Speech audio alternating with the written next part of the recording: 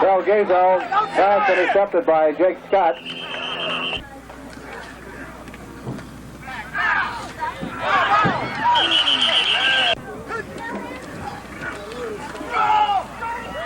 Delgado in trouble.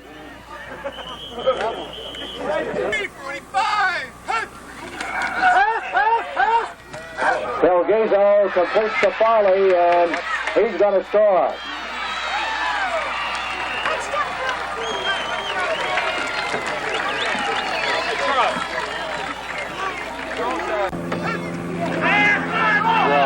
Draw play to Testament, outside of the 20, down to the 15, running over people, gets down to about the... Clayton, he's the ball carrier. Inside the 25, 24.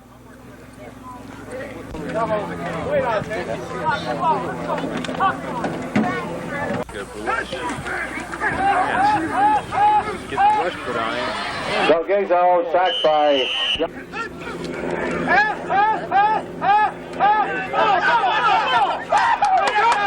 Delgado, pass intercepted by Jake Scott.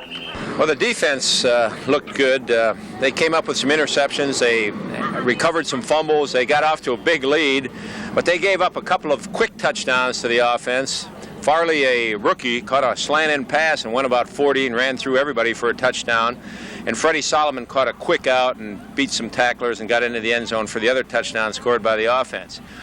Testerman, the rookie fullback, did a good job running with the ball, but overall I think it was more of a defensive day. It seemed to be good hitting, and the offense had trouble setting up and throwing the ball, getting any kind of ball control drive going, and all in all, they just didn't look as good as I'd like the offense to look.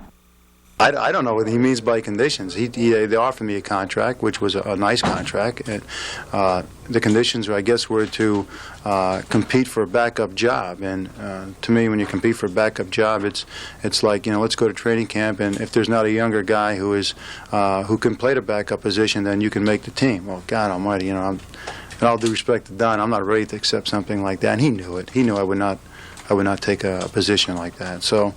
It was inevitable that if I wanted to play with the Dolphins, I had to go back up, and I wouldn't do it.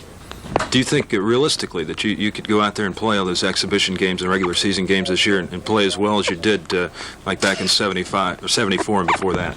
Realistically, I'm in good physical conditioning. You know, I've been timed, and my time is as good, if not better, than it has been the last 2 years. And so, yeah, physically I'm fine. You know, mentally I could do it.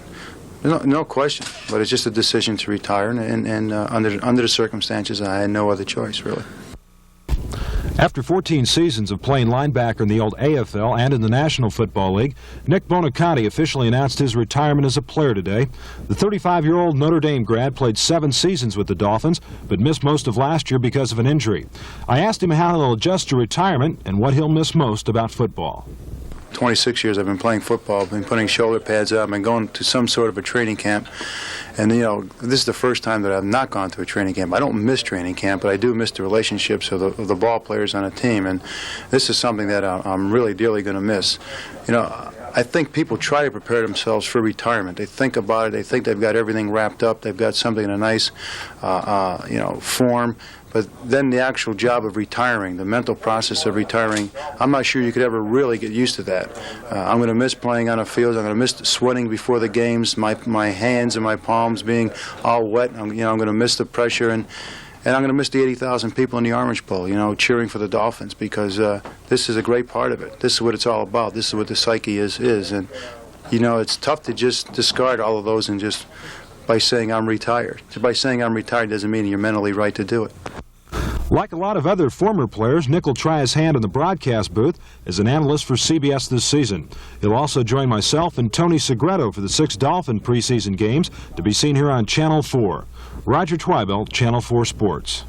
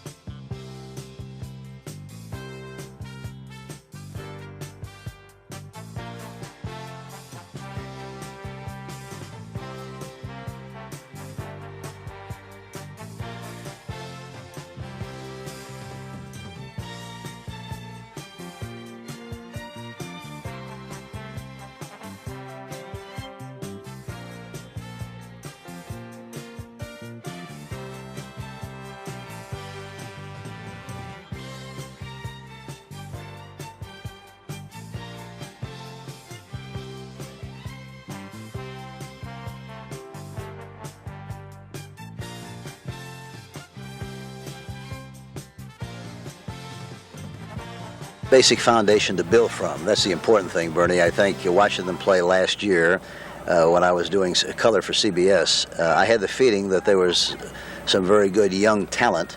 We naturally need a lot of help, but at least we have the foundation to build from. We were able to fortify the squad and upgrade it a little bit through the draft. We hope we also were able to do that through the vehicle of trades and free agents. But we're just going to do everything we possibly can to upgrade this team as soon as we possibly can. Quarterback Burt Jones will work behind the same line as last year and to the same receivers. Wide receivers Roger Carr and Glenn Shake and Bake Doughty, and tight end Raymond Chester. And he'll have workhorse halfback Lydell Mitchell in the backfield with him.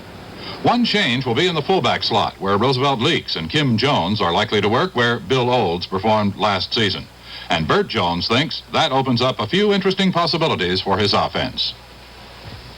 I think that Kim Jones and Roosevelt Leaks are really going to add a lot. I think they both have a lot of explosiveness. They both have running power, as well as they both can be, I think, maybe a little better pass receivers than what we had last year, and maybe that because of this we won't have to depend so much on our halfbacks, Lydell Mitchell and Don McCauley, to catch the ball so much that we can go the other way a little bit.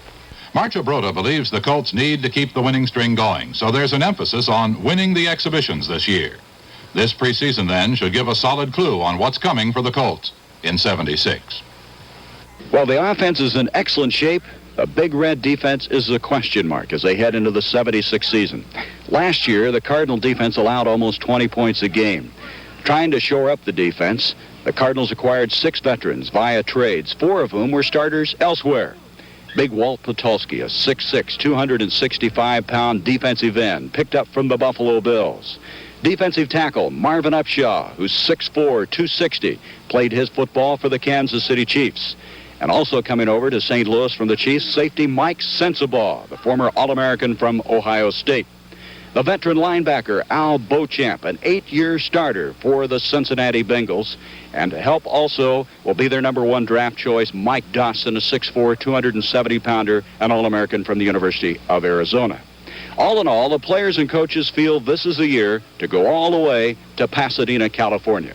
The sections of the roof destroyed were 1,300 square feet each. Stadium officials say at about 4:45 in the afternoon, strong winds made the fiberglass roof undulate until the 2 huge sections were finally shredded under the stress. There was one person under the roof when it tore, a security guard, but he was not hurt. Neither was anybody else. The high winds also took out a large corrugated side panel, which may be more difficult to replace than the damaged roof section. Stadium officials tried in vain to keep the unique roof inflated to its normal height, 102 feet above the solid part of the structure. Early in the evening, there was a crewman on top of the fabric roof attached to a lifeline as he surveyed damage. Stadium officials expect the stadium to be repaired in time for the next Detroit Lions football game, September 2nd. Ron Sanders, CBS News, Detroit. I didn't know until I come to training camp the situation I was going to be in. I think if I would have known, I probably wouldn't have arrived. I think you got to be realistic, and I have to be, and I have been. When you're 48, and you know that sooner or later somebody's going to make a decision for you, whether it's management or yourself, that you're no longer needed on a football team, and they have to replace you. And I can understand their situation. If you have an outstanding kicker that's coming into football and he's going to be around for 10 or 12 years, are you going to keep him, or are you going to keep a guy that might only kick for a year or 2 or whatever? It's a tough world out on the football field where giant men run full tilt at each other or at artificial obstacles. In short, there's nothing delicate about these drills. What's this? Balsa wood models in the hands of men accustomed to controlled violence? Yes, there is another side to training camp. Well, you know, if you sit around here and just sit in a room and don't get out and don't do things, you actually do go crazy. And this year, the pastime is model airplanes and boats. You got to start off right. You don't start off right. Huh? You start over. Well, hey, try to get going without the expert here. This will work. Well, it better, otherwise this boat will sink. Here. We come in here and your battery. Put these things together and just would take our mind off football at least a couple hours or 3 hours, you know, and just give us something to do besides sitting around being bored. This is for my battery pack and my servos back in here to control the throttle and the rudder, and this is the engine compartment And who knows, this boat making just might be a model for other NFL players with a little time on their hands. Dennis Johnson, Cool News.